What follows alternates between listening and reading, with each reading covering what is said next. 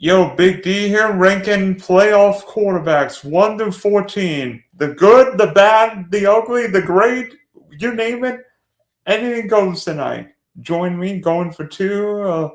All things Packers, all things Canada hockey, all things Canada curling. Kyle Senra. So Kyle, uh, who's where would Nathan O'Rourke rank in terms of Canadian quarterbacks? Canadian quarterbacks ever, like all time? No, recently. Right now, I think he's the best Canadian quarterback. Because other than Taylor Elgersma, who was I think he was on the Packers practice squad, but then he got claimed by someone else. He was on someone else's practice squad. I think it's the only Canadian quarterback in the NFL. I guess Nathan's brother Curtis. He's on IR on the 49ers, but he is in the NFL. But yeah, Nathan Rourke. He just put together the greatest Canadian quarterback season in CFL history. First, he did what the Bears couldn't do. A Canadian quarterback had never thrown for 4,000 yards. And I know that happened with the Bears, where a Bears quarterback had never thrown for 4,000 yards. Well, the Canadian quarterback one's done. Rourke not only did that, he threw for 5,000. So he smashed that record. The Bears are still waiting for their 4,000. Yeah, at least you have Chuffle Hufford this weekend. That's true. Yeah, there's some. I think the Rams have a defensive lineman that's Canadian as well. I think there's a few Canadians still playing in the NFL playoffs. So, every year or so, once or twice a year, I bring on Kyle and we do like quarterback rankings, coach rankings. I think we've done like top 10 all-time coaches. Today we're going to do that earlier. I love ranking everything. So today we're going to do playoff quarterback rankings. So Kyle, that's my guess. You can either receive or defer, and knowing what you Packers usually do, I have a sense of what you will do. I guess my first comment is, I guess, really a question. And was number 14 the easiest to rank? The last one was that the most obvious? Because it was for me. Yes, 14 was fairly simple for me. But do you want to defer or receive first? Because Kyle and I will go. I'll do what the Packers seem to always do and defer. So. Okay. So I gotta stick with the Packers. Go Pack, go. I will happily oblige. Kyle and I will go back and forth. We'll reveal this. I'll go first, then he will respond, and then we'll flip it. So I'll go first with the even ones. Kyle will go first for the odd ones. So, with very little suspense here, 14 is Bryce Young, and I didn't even think about it. Despite the numbers, 23 touchdowns, 11 picks, be honest with you, I don't even know how this game's in Charlotte, but the Panthers ended up winning a crappy division. The South, typically the worst division in football. I know sometimes it's the AFC South. Not this year. Very strong division, the AFC South. So kudos to you guys. Looking at the numbers, it seemed from the eye test. I think I agree with you. Like before I even looked at any numbers and thought of the list in my head, I had a pretty good idea. I think I know who the top 5 are. Pretty sure I know who the last one is. And sure enough, the numbers confirmed it. So among all 14 quarterbacks that we're ranking here, Bryce Young has the lowest career passing touchdown rate, 3.5%. So already, the first thing I looked at, just how are you as a quarterback through your whole career? He's the worst. He's 14. So he already started off as low as he could. If you look just this year's touchdown rate, 4.8%. By far the best he's ever had. It smashed all his previous numbers. That was still only good for 11th. There were only 3 quarterbacks with worse touchdown rates. And the worst of the 14 playoff quarterbacks, the worst touchdown rate this year was 4.2%. So not much lower than Bryce Young's 4.8. So and then you have the fact that there's only 3 quarterbacks this year starting that have not played a playoff game.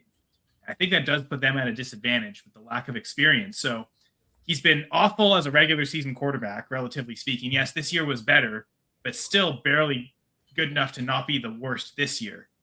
And then you have no playoff numbers to also add to it or back it up.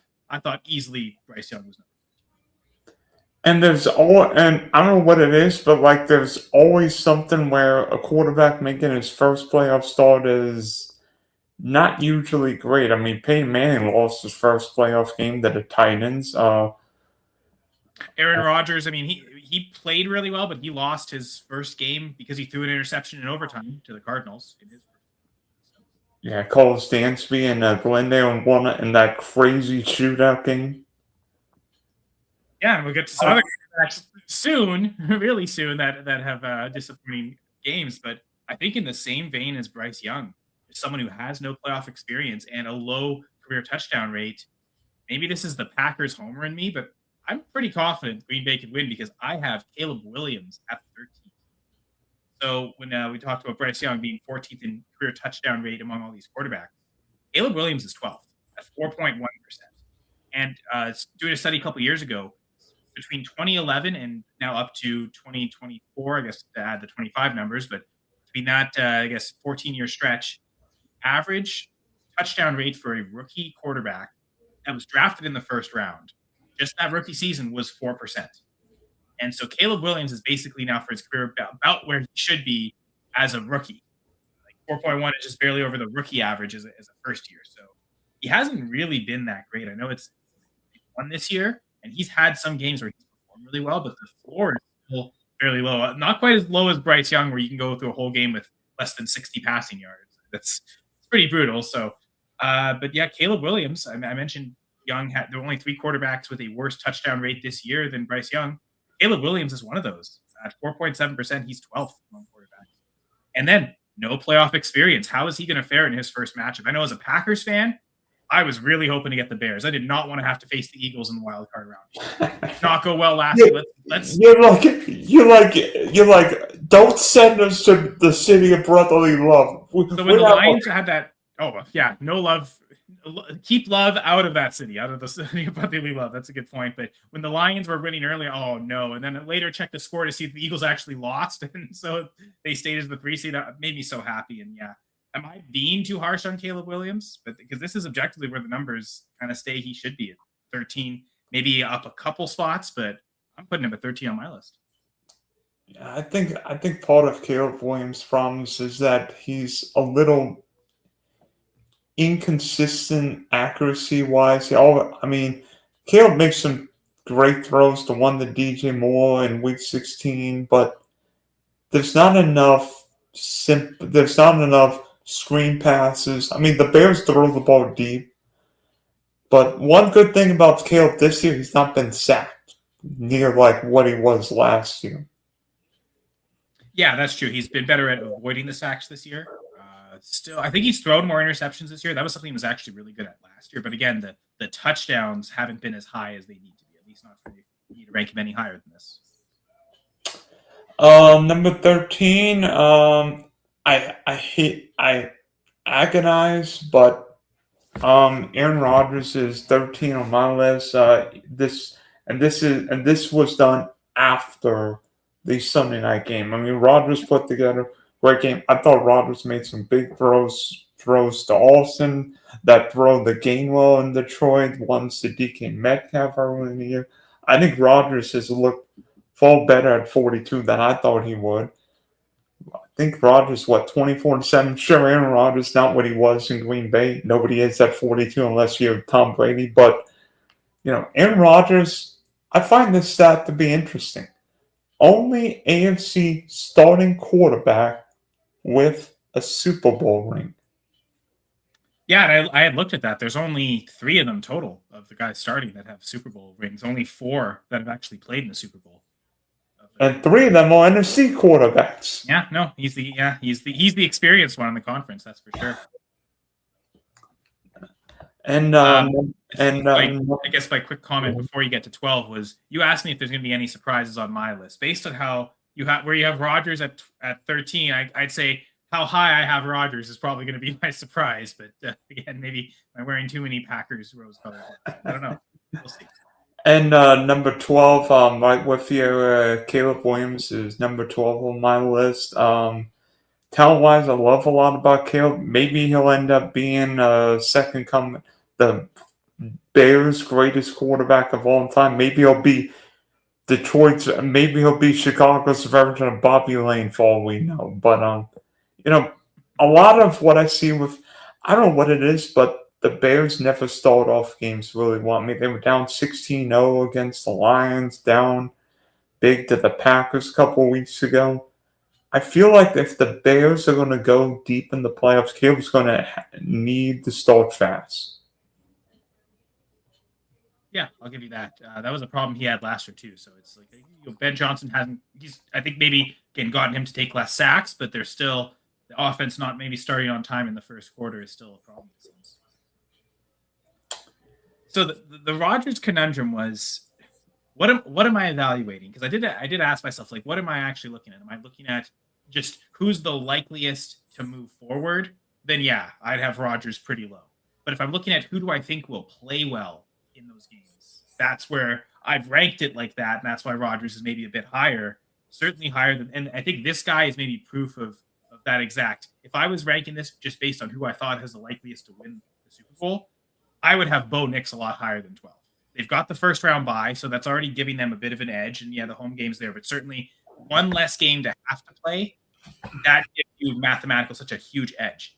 The problem is, I mean, and we're going to get to this about the next guy on my list, but someone we've talked about, oh my God, the first start was so horrible. The big games are so horrible. Something that kind of got hidden, and maybe it was because the expectations for Bo Nix last year were not high at all. Everyone was kind of laughing at the Broncos. I mean, I didn't think they'd be a playoff team, and yet here they were. Bo Nix played pretty bad last year in the playoffs against the Bills.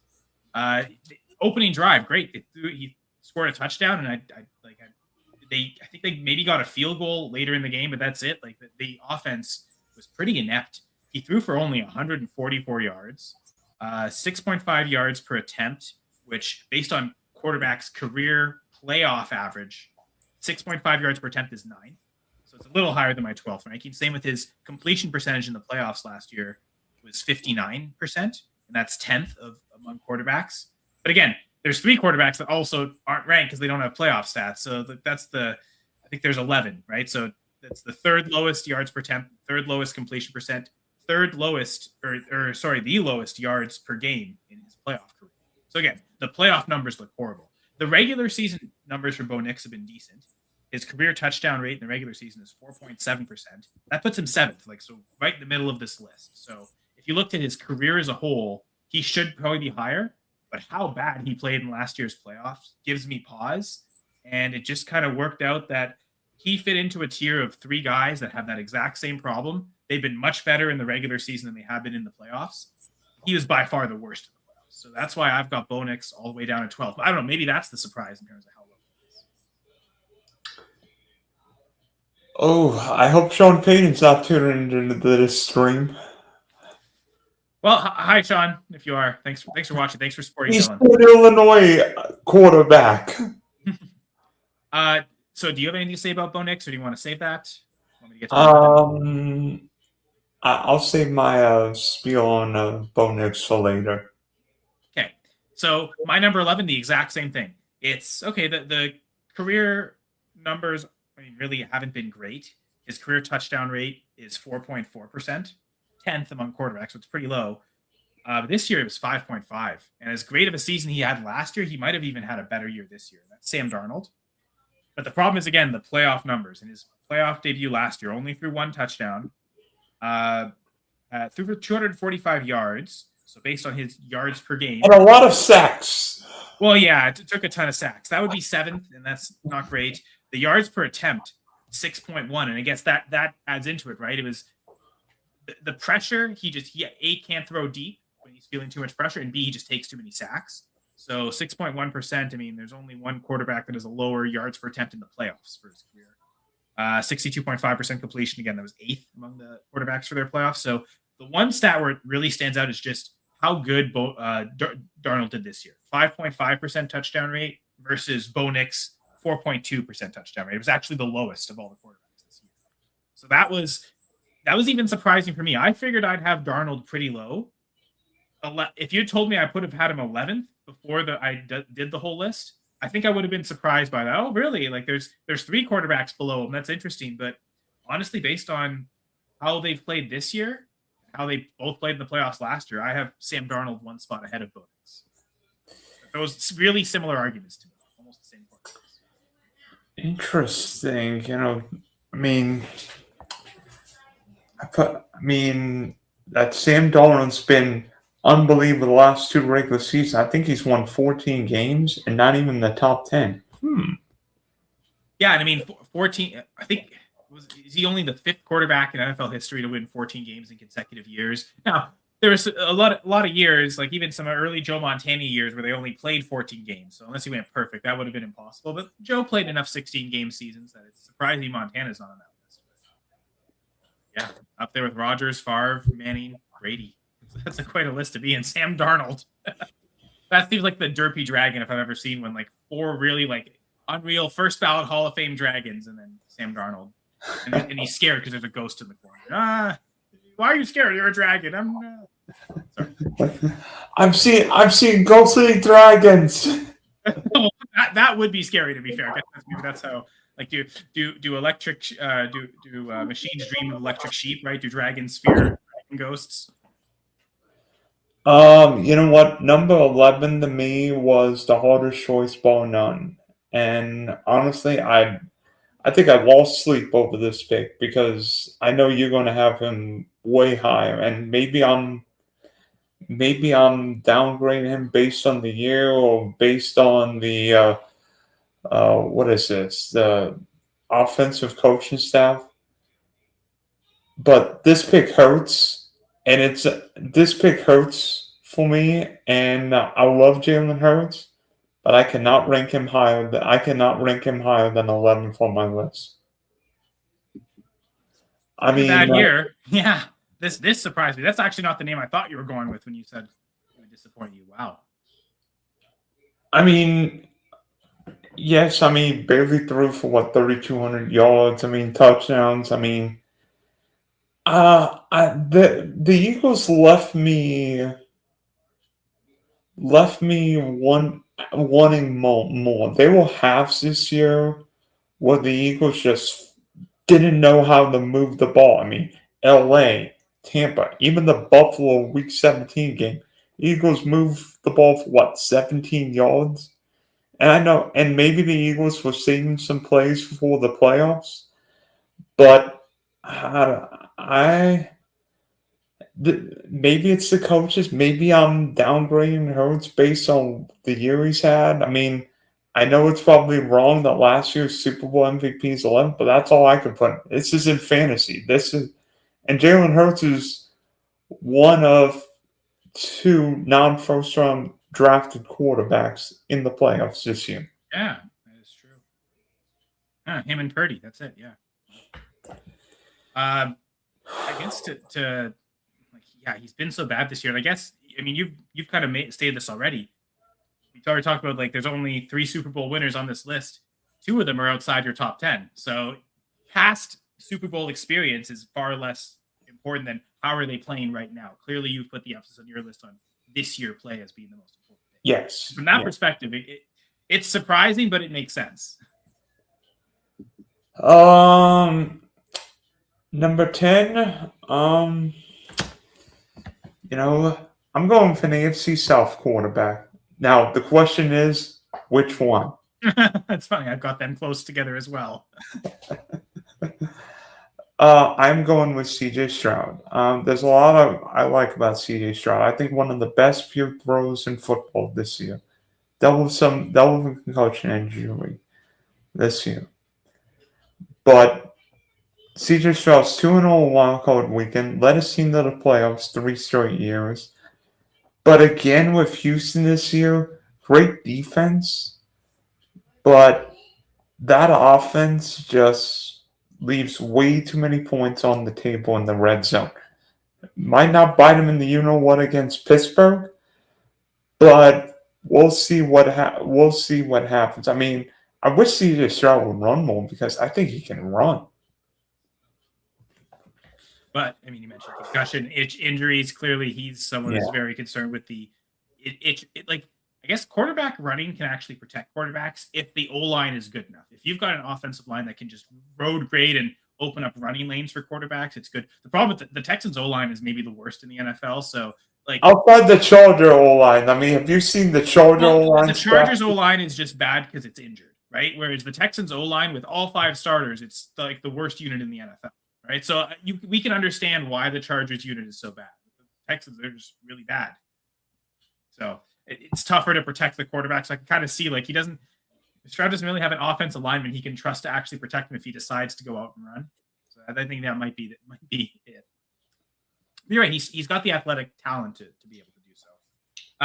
Now, you know what? Perfect transition by you, Dylan, because my number 10 is Justin Herbert. And he's the last guy in this tier. I felt Herbert, Darnold, and Nix, like looking at the numbers, all 3 of them look similar. They're incredible resumes in the regular season. Man, their 1 playoff starts they've all made, they look horrendous. Herbert's. I think actually Herbert has 2 playoff games. I believe he's had 2 playoff losses, right? I remember one of them. Well, I don't even know how my team won. Oh yeah, no, the massive comeback and then all the interceptions to the Texans last year. Justin Herbert has a career 52% completion percentage in the playoffs in those 2 games. Like that's 11th, and like it's not even like Bo Nix has 59% as the 10th place guy on that list. 52%. Like we're talking Anthony Richardson level numbers here for Herbert. Oh gosh. When I was looking at that, like to me, there's no way he could be higher than 10. Again, an incredible regular season.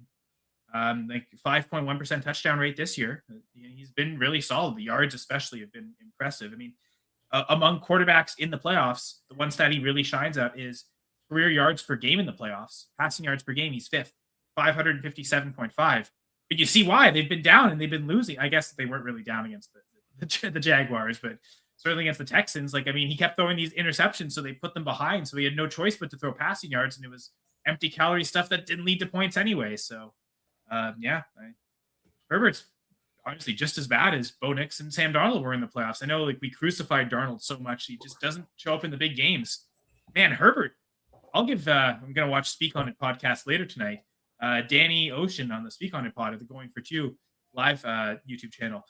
He's talked about it for years. Like, Herbert's a fraud. He's overrated. What has he done? And frankly, the more I see of it, certainly in the playoffs, it makes Danny look like he's right. And he's not just being a hater. So I've got Herbert at 10. As, again, this is like, again, the highest I could possibly put him.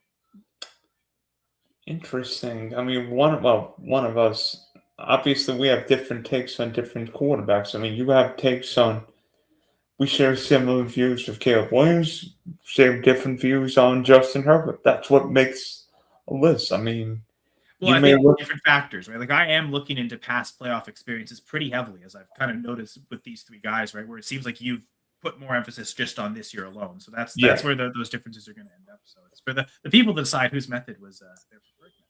But, okay, number 9. Yeah.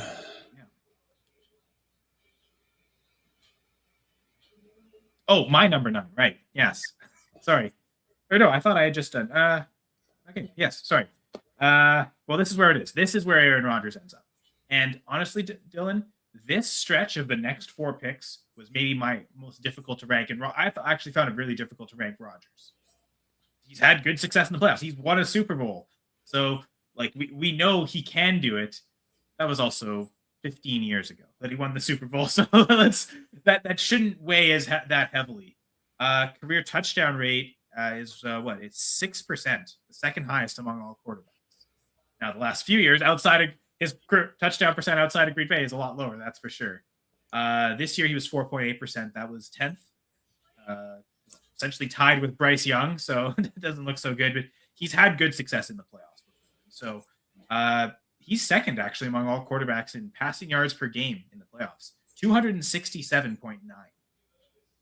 So the only quarterback higher than him, he's going to be a lot higher on the list. We'll get to him a lot later. Third in touchdowns per game during the playoffs. I don't know if you know who's number 1 on that list. Some guy named Brady? No, I meant of these 14 quarterbacks. Oh. We'll get to the name later, but it surprised me, to be honest. I was expecting. What's the question? So it's most touchdowns, passing and rushing per game in the playoffs. Rodgers is third. The number 2 guy is who I was expecting to be number 1, but then someone else actually showed up higher at number 1, and that surprised me quite a lot. We'll get to that name in a little bit because he is in this, again, really tough range for me to rank. honestly, Dylan, when I was first looking at the list and like taking the Super Bowl championship into account, I had Rodgers, I think, as high as 6. Ultimately, I decided, though, the 3 guys I moved him below, I have more faith in them winning a playoff game and playing better in the playoffs right now. Again, I might have more faith in Bo Nix winning a playoff game than Aaron Rodgers, but based on how Bo Nix played last year, I don't have any faith that he'll play quarterback better than Rodgers. And Rodgers has shown me enough. Like even in the game against the Ravens on Sunday night, he was putting the zip on the football to the point where like this guy can make every throw still, and he's still throwing with a lot of accuracy. So this was the lowest I could put Rodgers. And right now, I mean, I think Rodgers is just as likely to win a playoff game as Justin Herbert is. And I think, frankly, probably likelier to play better. And that's why they ended up ranked where they were with, again, Herbert at 10 and Rodgers at 9. Number 9, Mr. Irrelevant. And this is not an irrelevant pick. But Brock Purdy, there's a lot I like about Purdy. I mean, 20 touchdowns, 100-plus passer rating this year. But as we saw on Saturday against Seattle, struggles with pressure and not necessarily the best in cold weather. And let's see, what's going to happen in Philly this weekend? Well, the Eagles have a good defense, and I hear it's not going to be 90 degrees there. Trying to think who they, because I mean, you obviously went on a Super Bowl run, like who he beat en route to that Super Bowl. Green Bay and Detroit. That's true. Yeah, it was Green Bay. Oh yeah, Jordan Love's first or second playoff start. That's right. Yeah, and I guess the Detroit game was in Detroit, wasn't it? Santa Clara. It was Santa Clara. Okay, fair enough. And yeah, the Green Bay game was also in San Francisco. They were the 7th seed. So yeah, fair enough. Okay. Yeah, guess. Yeah. Interesting. I guess it'd be your number 8 now. Yeah. Very relevant. I go from one NFC West quarterback to another, and Sam Darnold. Oh. When I looked up the stats, I'm like, Sam Darnold threw for 4,000 yards in a run-first offense this year? Wow. I mean, there's a lot I don't know that his season was more impressive than Purdy's, though. I think Purdy played all 17 games. But the games he played, I think he played so much better. I mean, the throws he made against LA, he didn't make a lot of throws against Sam Suga, but he made some big throws to JSN. I mean, and, quarterback play is not always about throwing passes to the other team, although for whatever reason, the Seahawks like to do that from time to time. Well, and that's just it. I think Darnold took more sacks than Purdy did. So we talk about like Purdy playing poorly under pressure. I think he plays much better under pressure than Darnold does. I don't know. I can understand most of your takes. Having Purdy behind Darnold, that one's pretty tough for me to see much of a reason. I mean, if you look at the game Saturday night, now, yes, going up against Rob Sala's defense with 8 guys I couldn't name off the top of my head, Sam was way more comfortable. I think Sam just bigger, stronger, more mobile than Purdy. Maybe not as mobile, but strong. And you know what? And I think all those traits, I think you're correct. I think he is bigger. He has a stronger arm. I just think Purdy's a much better quarterback, though. I think all those traits be damned. Purdy just passes with better accuracy. I think he's a better decision maker still. I mean, Purdy's the one that taught Darnold how to like prepare for a week and read defenses and stuff. Like Darnold had no idea what to do before he got to San Francisco, and the second-year guy in the NFL was mentoring him, the 7-year vet on how to like actually play football. Well, that's what happens when you play for the Jets. Right? Yeah, I know. No one taught him. But still, I don't know. I guess maybe I hate on Sam Darnold too much. Sorry, Sam. And then watch if you Packers end up facing Sam Darnold in the division. I'd much rather face Sam Darnold than face Brock Purdy, to be honest. I mean, the part of it. Well, no, I think that's easy take. Part of it is the 49ers just have the Packers number in the playoffs. That is the Packers kryptonite. That is the one team, other than maybe the Eagles, that I don't want to play in the NFC. I'll take any other team in the NFC. I think that's an easier path. If the Packers. Luckily, the 49ers and Eagles are playing each other. So they literally, at some point, maybe only have to face one. like in terms of how the bracket lined up, it's the best possible scenario for the Packers. Because I don't know. I think just past history of Darnold in the playoffs, because this is going to be if the Packers beat the Bears, they'll play Seattle, and it'll be Sam Darnold's second playoff game. Did he learn enough from his first playoff game to make this a difference and win? I'd take the Packers with a much better chance to win that than I would against the Eagles or the 49ers right now. So I'd much rather face Darnold than Purdy. That's for sure. That's what makes this year's playoffs so crazy because because there's no Allen, there's Josh Allen, but there's no Burrow, Lamar, Mahomes, the Eagles. Lord knows what's going to happen there.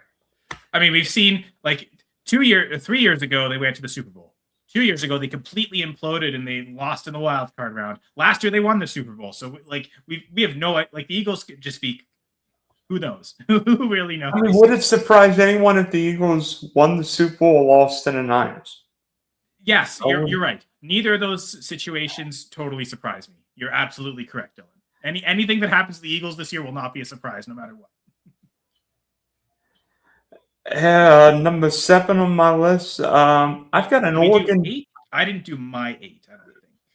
Oh, I thought you did. Well, my number 8 is C.J. Stroud. Okay, so I mean, you talked quite a lot about him, so we don't really have to focus on him too much. Other than his playoff performances have been much better than, again, those guys talk about Herbert, Darnold, Nix. That's why I put Stroud ahead of them all. His touchdowns per game haven't been great. He's played 4 games. I think he's produced 4 touchdowns. Passing yards per game in the playoffs, only 244, which is 8th among the 11 quarterbacks that have played in the playoffs. But his yards per attempt is 8.5, which is 1st among all quarterbacks.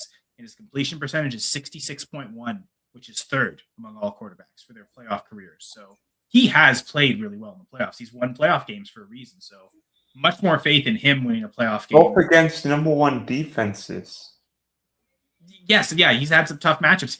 He doesn't have to worry this year because unless they get to the Super Bowl and they play the Seahawks, he's always gonna have the team with the better defense in any matchup that he's playing. So he's got that on his side, so he doesn't have to worry about facing the Texans defense. He has the help trying to help him win games.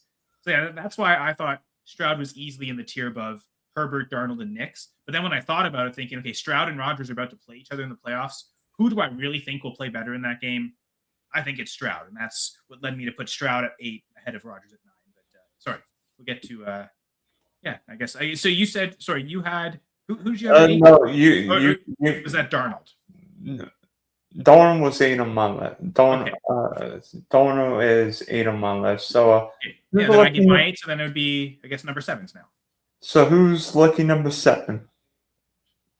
This, honestly, 6 and 7, it's like this for me, and it's not just the meme. These were the 2 hardest to rank. I'm going to go with my unbiased opinion, as much as I'd love to root for my team, and I say I'll put Jordan Love at 7. Now, he's played even better than Stroud in some respects. He's also won playoff games like Stroud. Now, in other respects, again, Love's yards per attempt in his 3 playoff games he's played, 7.7, which is 4th among all quarterbacks. 64.8 as his completion percentage, which I'm pretty sure is higher than his regular season completion percentage. It certainly feels like it. That's 5th among quarterbacks. So he's actually turned some pretty good stats. Those aren't as good as Stroud, but where I think the reason I have him ahead of Stroud is he's been better as a regular season quarterback overall. In just a larger sample size of games, his stats are better than Stroud. 5.4% career touchdown rate for Jordan Love. That's 5th among these 14 quarterbacks. His touchdown rate this year was 5.2, so a little bit lower, just off his career average, and that put him down to 7th. But that was enough where he ranked in a lot of my metrics. He's ranking between 4th and 7th in almost all of them. The only one was passing yards per game in the playoffs. Among quarterbacks who played the playoffs, among the 11 quarterbacks, he's 9th with only 226 yards. Mentioned it, Bo Nix obviously being one of the lowest at 144. Just hilarious how bad that is. But enough stats to do well to give me confidence in Jordan Love, not only on this list, but also for the Packers to be able to win potentially several playoff games here. And if they get the Rams in the NFC Championship game, a team that they have owned, Packers could make the Super Bowl as a 7th seed. I don't think that's wild or outrageous. If they get the Eagles or 49ers in the NFC Championship game, they're probably getting cooked. But the Rams are that one team, just like the 49ers always have the Packers number. The Packers always have the Rams number. Now, the Rams don't always have the 49ers number, so it's not a full true rock, paper, scissors. The 49ers just tend to beat everybody up, which is why it wouldn't shock me if they go all the way and they actually win this year. In spite of how bad it looked last week, it's looked pretty good most of the year. It's just really one bad game for that offense. I don't really react to that, but yeah, I have confidence in Jordan Love and the Packers. And I mean, you haven't named him to this point, so it's not a homer take to have him in the top half of this list. I'll tell you this: Jordan Love is not number 7 on my list. I have an Oregon Duck at number 7. Marcus Mariota? I didn't think they made that. I can't remember colleges. I don't know who else ever played for them. No, but yeah, I guess that's Bo Nix, right? Definitely not Dylan Gabriel. Yeah, that's true too. No, although I think Dylan Gabriel's team actually had more wins than Marcus Mariota's team this year. Maybe not. I can't remember. Yeah, although the Browns fired the head coach and the Commanders don't have either coordinator, but that's a story for another day. Bo Nix is number 7 on my list. 11 one-score wins this year, and I didn't realize this, but Bo Nix has attempted the most passes of any quarterback in the first 2 seasons. I suppose. Wow, that is strange. I mean, 17-game seasons, right? So how many guys have had the chance to play 34 games through 2 years? There's only a few, but I would guess of those few, I mean, Jaden Daniels and May both dealt with injuries the last couple of years. One year, one the other, so they never got those full 34 games. And Caleb Williams is not that good, so he would reach it out. Just kidding. Now I'm being a little harsh, but wow, that is surprising, but I suppose it does make sense to a certain extent.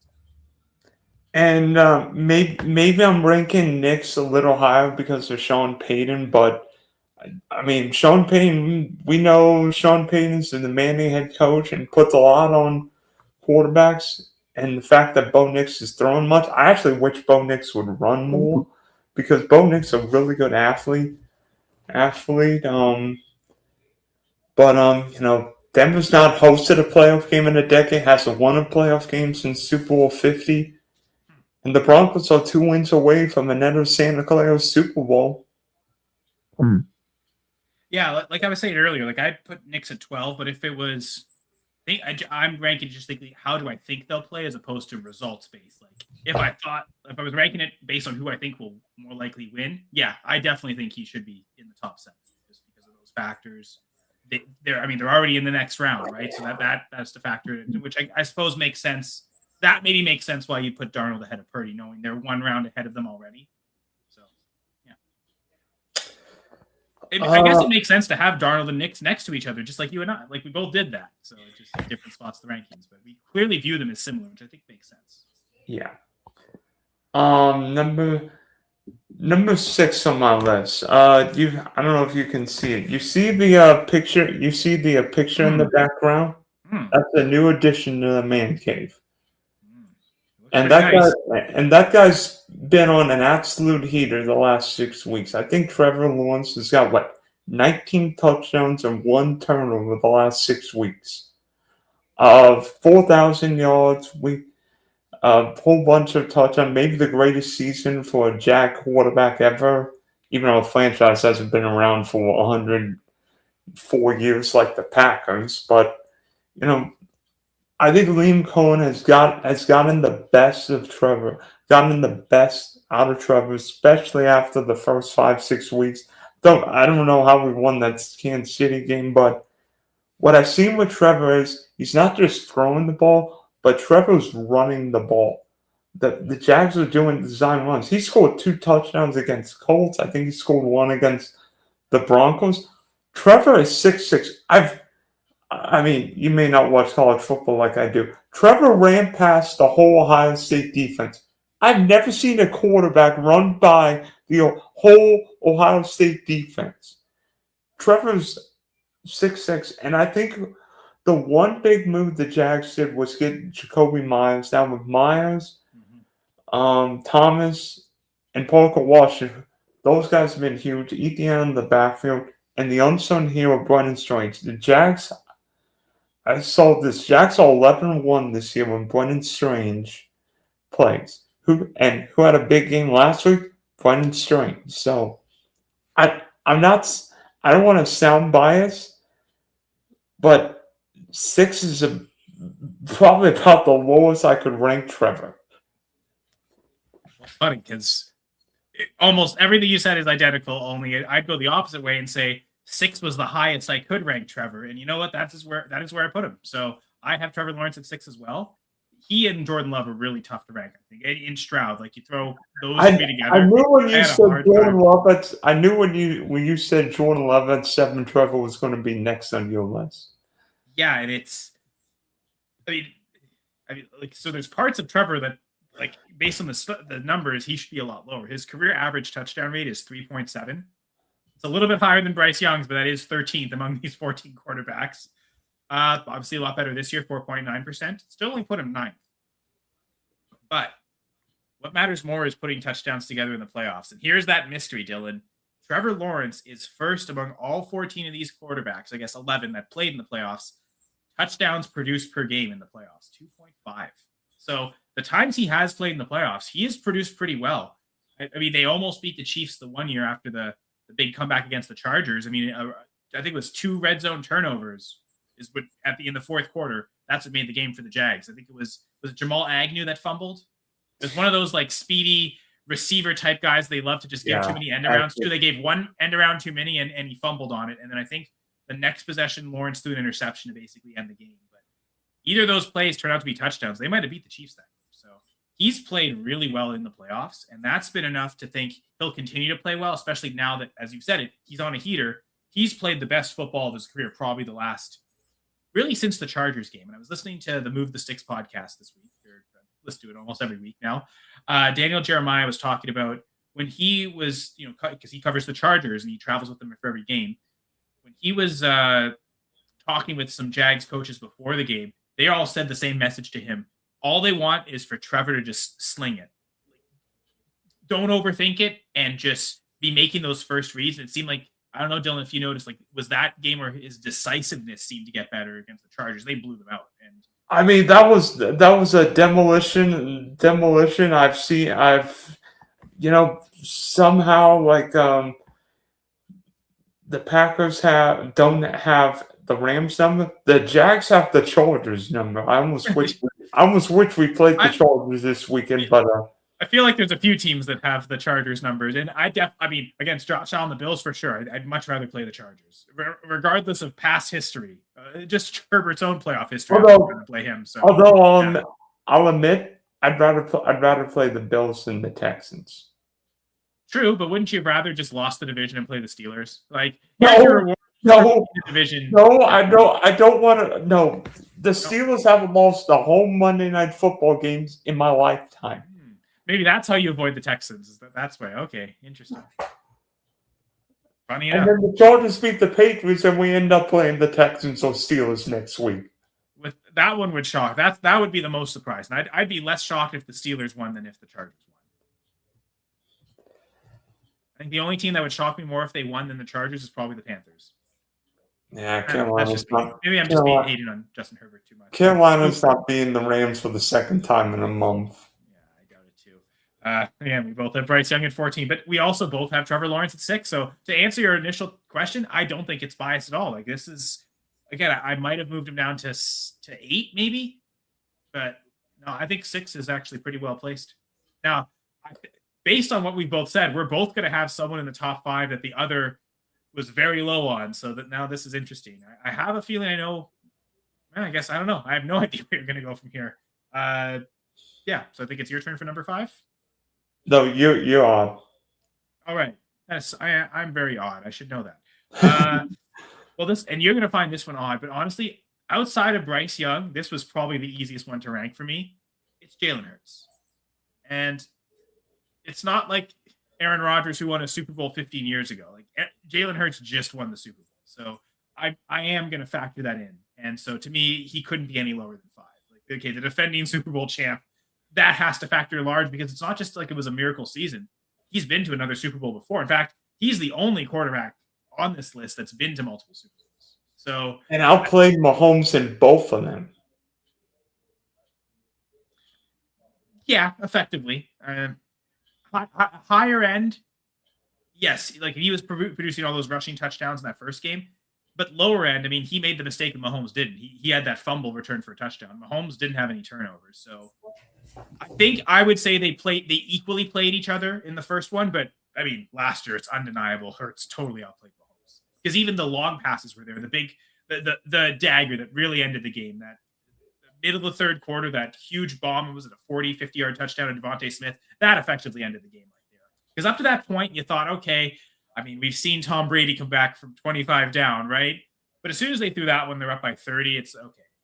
I do not think Mahomes has the greatest comeback in Super Bowl history in him for this game. Sure enough. But yeah, I think the dude knows how to win. And to the point of maybe why I was too low on Bo Nix, and maybe your ranking is more appropriate. Having him 7 because he knows how to win. Well, that's all Jalen Hurts has done most of his career is just win with the Eagles. Again, some stats aren't great. You talk about how bad of a season he had. He was 4th in touchdown rate this year among these 14 quarterbacks at 5.5%. So I do think we may be overrating how bad it is. That like some of the games where it really went off, it was so bad. But he also won some games passing this year. And so this is back to maybe why I'm also higher on Purdy than you. The lowest of the lows I'm not so concerned about. I'm looking at total scope of the season as more important. One thing that Hurts has done well is produce in the playoffs. 2.2 touchdowns per game in the playoffs. That's 4th. We've already gone through, the other guys in the top 3, although we haven't yet for one of them. That he seems obvious because it's passing and rushing touchdowns combined, which again is why Hurts is so high. I have a feeling we'll have the same number 1, but that's even here or there. But number 1 in quarterbacks completion percentage in their playoff careers, Jalen Hurts is number 1, 66.8%. So this guy knows how to complete passes and he knows how to produce touchdowns. That's what we want from our quarterbacks, and he's shown he can win games that way. So I couldn't go any lower than 5 for Jalen Hurts. Sorry, Saquon, but the Eagles want to ride Jalen Hurts' bomb into the end zone. And maybe they do that too much, and maybe that'll cost them and hurt them. I honestly have no idea. Like you said, they could totally crush the 49ers because their defense is so bad and they just can't stop the run at all or the pass really. Or they can't do anything on offense. They throw 7 yards in the second half and the 49ers win easily and the Eagles are done. Or they ride it all the way to the Super Bowl. Like, who knows? But I'm going to give Jalen Hurts the benefit of the doubt. Number 5 is painful for me, and I may want a do-over for this one, but Drake May's number 5 on the list. Even though he led the league in passer rating, completion percentage, may win MVP. I am downgrading May a little bit because New England played the easiest schedule in 10 years. The AFC East. The Dolphins and Jets this year. I mean, the Bills' schedule was maybe a little... The Jets got more pick sixes than the Jets got turnovers this year. Well, so it happened, right? The Jets went through the whole season without an interception, right? Man, like even in the CFL, that's wild because there was a big stretch of the year last year in 2025 where the Edmonton Elks didn't have an interception, but even that only lasted like maybe half the season. Like they eventually turned it around. They were starting to be a pick machine, but I definitely remember playing their defense in fantasy because they were priced so low in like DFS styles tournaments because at that point they hadn't had interceptions, and then I played them that first week they got one, and they were so cheap it was so worth it. But like it just baffles my mind that the Jets went an entire season without an interception. And Woody Johnson wanted to stand there and talk about how it was just the quarterback's fault and how the defense was playing good. Like he's like, oh, the defense and special teams are good, but the offense is horrible because of our quarterback. The special teams were fantastic for the Jets this year, but the defense was not. The defense was pretty atrocious. When the opposing quarterbacks have a 111 passer rating, the defense, and Aaron Glenn's a defensive head coach, and how he still's got a job, I have no idea. I mean, talent-wise, like this was all about culture building. We knew they weren't going to win games, and we knew that it wasn't very talented. And then the talented defensive players they did have, they traded them away at the deadline. So the defense went from bad to even worse because of the quality of players. I don't want to put that all on Glenn. This is a GM problem. That team is so poorly run, and we see why. It's an ownership problem. Woody Johnson is the worst owner in the NFL. Now that Dan Snyder's not in the league, I think we can objectively say Woody Johnson's the worst, and that's why they're not in this playoffs, Dylan. And we might go another 15 years without mentioning them if we ever do this list again in terms of Jets quarterback. Like, that's something that's so far away from needing to talk about here. Yeah. The Patriots did play them twice, so that helps. And Miami, and we know what the Patriots do the most teams in the AFC. So somehow they finished worse than the Jets last year, so they actually had a last place schedule. Yeah, so number 4, I have Jordan Love, and I love watching Jordan Love play. Actually takes a lot of chances. Reminds me a lot of Brett Favre 2.0, but maybe a more athletic version of Brett Favre. I think, but ability to run, I'd give you that. Yes, Jordan Love seems like faster foot speed. Doesn't maybe have the arm strength that Favre does, but he's still got a pretty strong. That's a fair. I've definitely thought he's more Brett Favre than he is Aaron Rodgers. I've definitely had that conversation, and that's not a good thing, to be honest. Yes, I agree with that. And I like the fact that Love can go on. I mean, Love won a playoff game in Arlington, and guess what? If the Packers are going to win this year, they're going to be road warriors.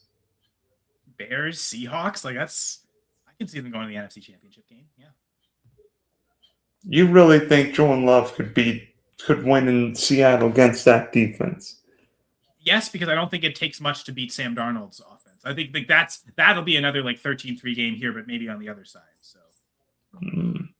So wait, so wait, is Julius Peppers coming out of retirement to sack Sam Darnold? Oh, Rashawn Gary's still there. I mean, I know Parsons isn't there, but their plan this year, what it was like for most of the training camp, was without Parsons anyway. So Van Ness and Gary, they can still get the job done. Okay, so who's number 4 on your list? You talked about being painful with Drake May. I put him at 4. So 4 and 5, that's not far off. So we're kind of thinking the same. And it's funny. I wondered if you were going to bring this up early because, again, there's 3 quarterbacks that are starting that have 0 playoff experience. I ranked the other 2 at 13, 14. So I held that against them to a certain point, but their career numbers, especially touchdown rate numbers, really haven't been good. Drake May has a 5.5% career touchdown rate. That's 3rd among these 14 quarterbacks. And again, that's one of those with Aaron Rodgers with the 6% rate. That's his whole career. Maybe it's unfair to put Rodgers that high because we should just take his numbers, outside of the Packers. If we did, May would be 2nd. This year's touchdown rate was 6.3%, also 3rd. So I almost put him 3rd for that fact. Okay, he was 3rd on both these lists. Should I put him at number 3? But again, just the lack of playoff experience, I felt this was me docking him. Not having him in the top 3, but instead having him at 4 was docking the lack of playoff experience versus the lots of good winning playoff experience I have in the guys in my top 3. So, but I still put May ahead of Hurts just because, undoubtedly May is playing better quarterback right now than Jalen Hurts is. And that was enough to, Hurts' past experiences in the playoffs doesn't quite measure up to how good May's playing right now. The only problem is the guys I have in the top 3 ahead of him, I think all those quarterbacks have been outstanding this season, and they have playoff experience. So I think 4-5 is actually pretty good for Drake May. It feels like he should be higher, but because he's never played in the playoffs, it's tough to rank him any higher than we have, I think. Agree. So number 3, I have a feeling of who number 3 is. Is he a certain NFC West quarterback? Well, there's still 2/3 of the rest of my list is NFC West quarterback. So that was a great guess to make, because you are correct. Did he go to a certain school, Big 12 school, Iowa State? I don't know. Could he be? I actually have no idea which school any guys went to, but yeah, no, he did. I couldn't remember if it was Iowa or Iowa State, but I knew Purdy went to one of those schools. Yes, you are correct. I have Brock Purdy at number 3. Again, so he's been to a Super Bowl, so we know he can win in the playoffs. He's been to what, I think 3 NFC Championship games, 2, right? It's to maybe get some revenge against the Eagles if the O-line can protect him, because I mean, I know, and here the 49ers have talked so much smack about that game. They made it sound like they were going to beat the Eagles if Purdy was playing. It was 10-0 when he got injured, and the reason he got hurt is because they couldn't protect him worth anything. The Eagles' D-line was dominating the 49ers. I find it very hard to believe they would have won that game. Prove me wrong, San Francisco. This is it. This is Purdy's chance to prove us all wrong. But I mean, you look at the numbers, he almost should be even higher than this, really. He's first among all these. Actually, forget this list. Brock Purdy is the current active quarterback leader in touchdown percent for his career, 6.3%. All this guy has done is throw touchdowns. He's had 3 seasons above 6%, and he's only had 4 seasons starting. It's crazy. But he was look at that, number 1 this year. Touchdown rate among quarterbacks at 7.8%.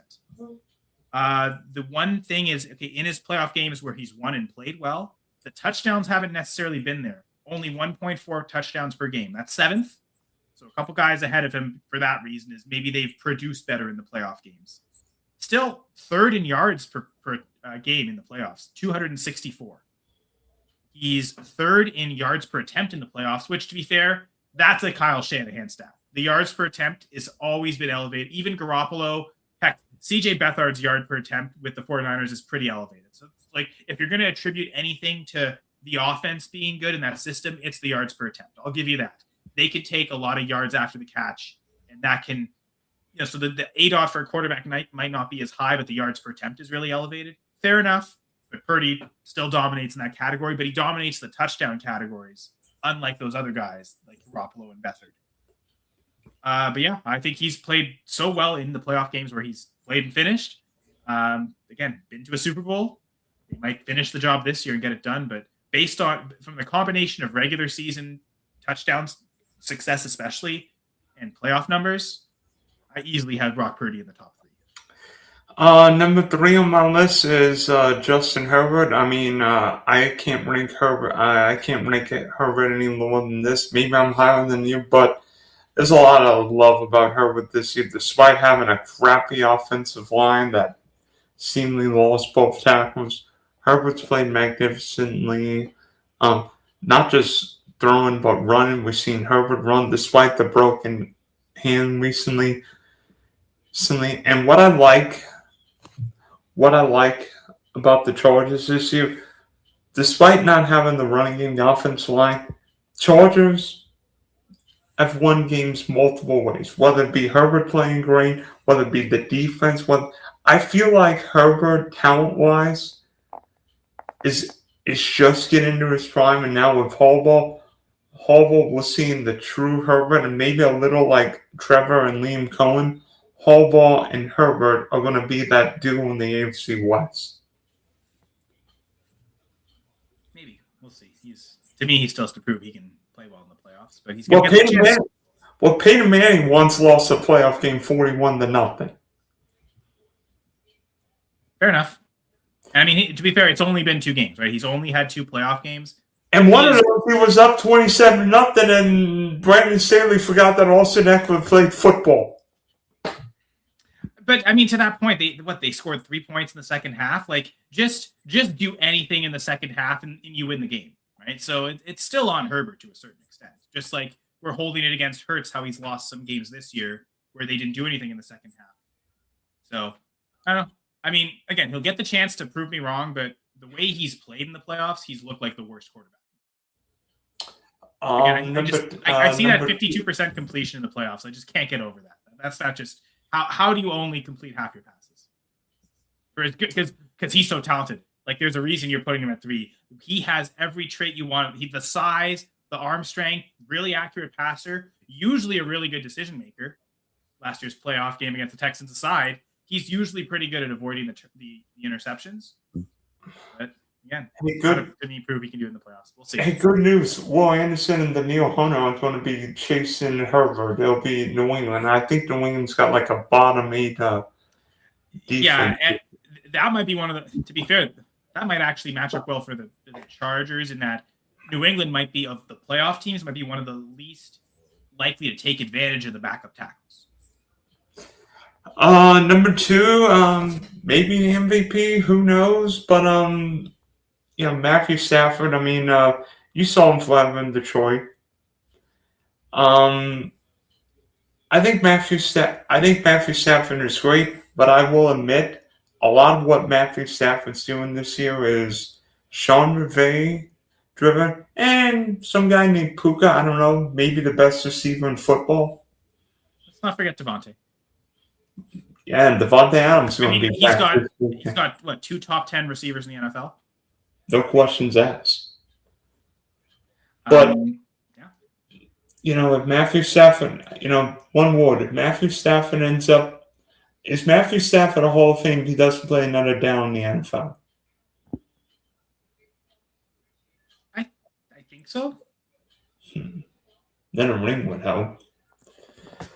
Yeah, I mean, you get 2 rings and if he wins the MVP this year, that'll really help. And he's for sure okay.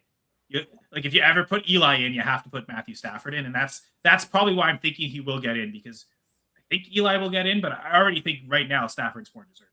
Yeah. I'm guessing you and I are in agreement on 2. So we had some answers that were unanimous. Bryce Young at 14. The extreme ends were unanimous, right? And then Trevor Lawrence, we both had him at 6. But yeah, I have Matthew Stafford at 2, Josh Allen at 1. Just to highlight some numbers. So Stafford kind of dominates the career playoff numbers. He's 4th in touchdowns per game with 2.2. So he's tied with Jalen Hurts. And basically 0.03 touchdowns per game less than Aaron Rodgers. So effectively, those are the guys that could be considered number 3. Stafford is 2nd in yards per attempt in the playoffs, 8.2. 2nd in completion percentage, 66.5. 1st in yards per game among all these quarterbacks in the playoffs, 299.6 yards per game in his playoff starts. So statistically, he has played so well in the playoffs. It just took him forever to get there, but now that he's there, he's seemingly like he belongs. So yeah, with a Super Bowl win too, I could have made the argument to put Stafford at number 1, but I think we both went with Josh Allen because we just think he's the best quarterback who's playing in the playoffs. If Matthew Stafford had Josh Allen's running ability, he would have been number 1 on my list, but Allen's 1. I do have one question for Allen this year. Without Burrow, Lamar, and Mahomes, does Josh Allen face the most pressure to win in the playoffs? Feels like we said that about him last year. He has to beat Mahomes this year, right? So I get it, because we just feel like, he has to, because this is the only way he's ever going to do it. But I think internally they feel like if the Chiefs somehow get back to the playoffs next year and the Bills play them, I don't know if the Bills are afraid of them as much as they have been in the past. Let's say. So yes, to a certain extent. I mean, because I think they put tremendous pressure on themselves every year to win the Super Bowl, and you could see it. You could see each of these losses in these AFC Championship games for Josh, how difficult it's been. So I just think from that perspective, every year they've lost in the playoffs puts more pressure the next year. So it probably is the most pressure he's faced in his career going to the playoffs. And if he doesn't win this year, it's going to happen next year. Next year is going to be even more pressure, right? So I think until he wins it, the pressure is just going to keep elevating every year. So yes, you are right. At this moment, this is the most pressure he's ever placed. And in many ways, if the Bills don't win in Jackson, Sean McDermott's probably on the hot seat. We just saw John Harbaugh get fired. John Harbaugh fired. And I mean, back to our rankings, I think John Harbaugh is a much better coach than Sean McDermott, who I do think is overrated. And I have wondered if he had a better coach than Sean McDermott, would he have already won a Super Bowl? What if Andy Reid's coaching Josh Allen and he Sean probably McDermott already had 2 Super Bowls? If not 3. If you had a better defense guy that could adjust better, they probably don't lose that overtime game to the Chiefs. With 13 seconds left, a better defensive mind wouldn't have let them score that touchdown to tie. Right? It's just I know it's bad luck, but it's McDermott. He just doesn't. He's so bad at making adjustments. The fourth down touch push with Josh Allen when the Chiefs actually ran a play and Pat Mahomes did Pat Mahomes things. Yeah, I know. And I mean, they did that. Yeah, no, that they did that. Yeah, and the spot was wrong, right? Maybe they should have got it, maybe they're not. But you're right. There's certain decisions that, I feel like McDermott has let him down. And you know what, though? If they go and win the Super Bowl this year, then McDermott's there for life, and I can shut up about being a bad coach. So we'll find out. And the funny thing is, as Steve Young did back in the day, the Bills win in Jacksonville, that the monkey is off Josh Allen's back. Because could Josh Allen go to Denver, New England, or anywhere and win? Yeah, but I think the monkey will still be on his back until he reaches the Super Bowl. So even if they beat, if they beat Jacksonville, I think it's that pressure's still going to be on in his back in terms of beating the Broncos again. If it's them and the Patriots in the AFC Championship game, like to me, though, he'll still probably have more pressure than whoever he's facing. Like these young quarterbacks are already getting this far. They can play loose. And last year, that really didn't help the Broncos against the Bills. Maybe with how much they've won this year, maybe that does. Yeah, I think undoubtedly he's got all the traits. Like we talk about Herbert having all the traits, Josh Allen has all that too. But again, playoff numbers have been so much better than Herbert. And yeah, to reveal it, he is just barely behind Lawrence in terms of touchdowns per game in the playoffs. 2.46, whereas Lawrence is an even 2.5. So they're almost identical, which is, again, testament to Lawrence more than anything. But yeah, 4th in yards per game in the playoffs, 4th in completion percentage. And we've known that for via Josh Allen, okay, the big plays, but it's not always there every time. 65.7% completion in the playoffs. So in spite of, he's won playoff games, multiple playoff games some years. In spite of those losses to the Chiefs and that one year to the Bengals, Josh Allen has played really well. So I think he'll continue to play. All right, Kyle, thanks for tuning in and thanks for joining me as we rank the playoff quarterbacks. And I have a question. Where would Lamar rank on your list? He's probably ahead of Hurts. Well, I don't know. He's probably right there with Hurts. He'd be 5 or 6, I think. The track record's there, especially in the regular season for Lamar, and he has won in the playoffs before. I would think 5 or 6. I think Lamar would have been impossible to rank. I know I'm probably ranking him too low, but then I'm ranking him too high. Lamar would have been impossible for me to rank. Fair enough. Okay. So I think my answer is okay. It would have been difficult for everyone. You can check out Kyle going for 2, all kinds. And Kyle will be one nervous wreck watching a Saturday night with the Green Bay Packers taking on the Chicago Bears. And, of course, my Jags are facing Buffalo Bills this Sunday at 1 o'clock at CBS. By the way, Jim Nantz, Tony Romo, and Tracy Wolfson did the last Bills-Jags playoff game in Duval County. Tyrod Taylor, right? And Jalen Ramsey intercepted a late pass. Yeah, Blake Bortles versus Tyrod Taylor, man. What the days? We were 3 minutes from Blake Bortles against Nick Foles in a Super Bowl. Oh, the fumble recovery that should have been. Yeah, no, that was actually pretty heartbreaking to watch the Jags lose it on that. Not get that. Was it Dion Lewis or was it James White? It was one of those two satellite backs. Anyway, sorry to bring up bad memories, but thank you, Dylan. This was a great idea. I had a lot of fun making this ranking and talking it through with you. Just to let people know, if you follow me on Twitter at Senra Says, right now, Dynasty 6-pack, we're on a bit of a hiatus, but we'll return for our Season 2 premiere at the end of January. And in that first episode, we will reveal the Trade of the Year award winner. And so right now, my pinned tweet on Twitter, it's a thread, and in there are 2 polls right now, our semi-finalists, 3 host-submitted trades that me, myself, Jamie Prog, and Raul Natarajan, we all submitted. And then the viewers and listeners ended up submitting about 15 trades. We each nominated from those submissions 3 more. So we have 6 trades right now possible in contention for a Trade of the Year. So if you'd like one of those 6 trades to get to the finalists, be sure to vote. And the winner will be revealed in a couple weeks from now.